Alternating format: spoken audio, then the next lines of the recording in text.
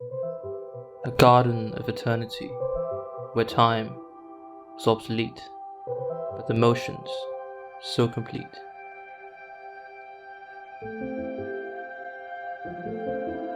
Basking in the glory of the moment,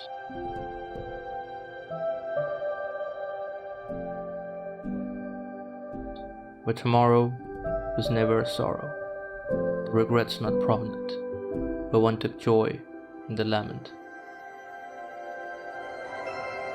You will never know, never comprehend the warmth of a freezing fjord, where friendship was a flaming sword, which was handed in certainty only to the worthy.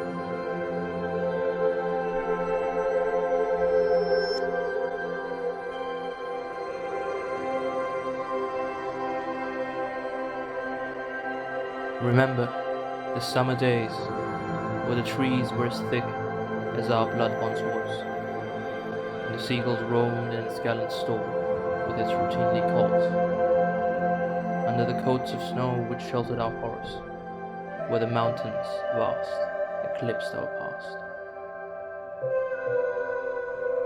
I have seen the splatter of rain, where the sky was grey for many a mile, yet somehow, all the while, the people in the pile erased that sense of gloom and impending doom. The bursts of laughter and the sound that never faltered, even though in the remotest of premises, the whispers of promises pulsated even the tops of the mountains and the heavens above.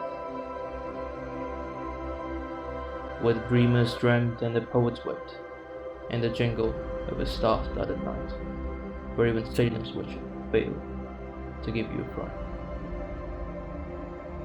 I have sat where the conversation was ripe, and debate caused much strife,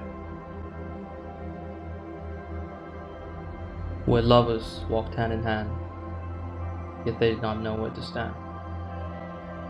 You will never know the joy of a successful hitchhike.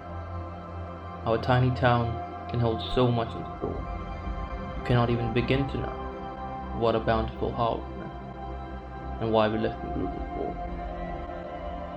You will never know the beauty of a broken down shed, or the camaraderie that it provided, whilst the music rippled in the fjord. You cannot even begin to imagine how muddy and slippery a path could be, and why we could not use torches, even though the rain had us scorched. You will never know the subtle art of making the perfect toast, where a slice of cheese was a luxury afforded only by the bold, and why someone had to bring the box before Ashok was told.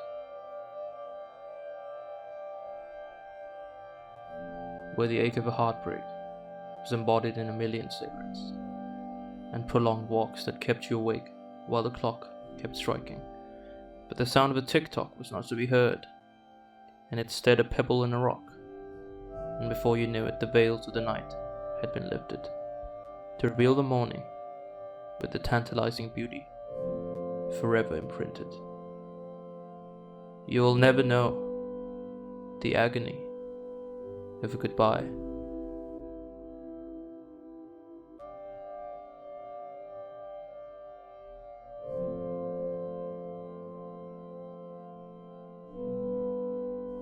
How it can drain your soul dry. Yet where a goodbye was never a goodbye, but a see you later, where happiness and sorrow are yin and yang, and the garden of eternity grows forever greater.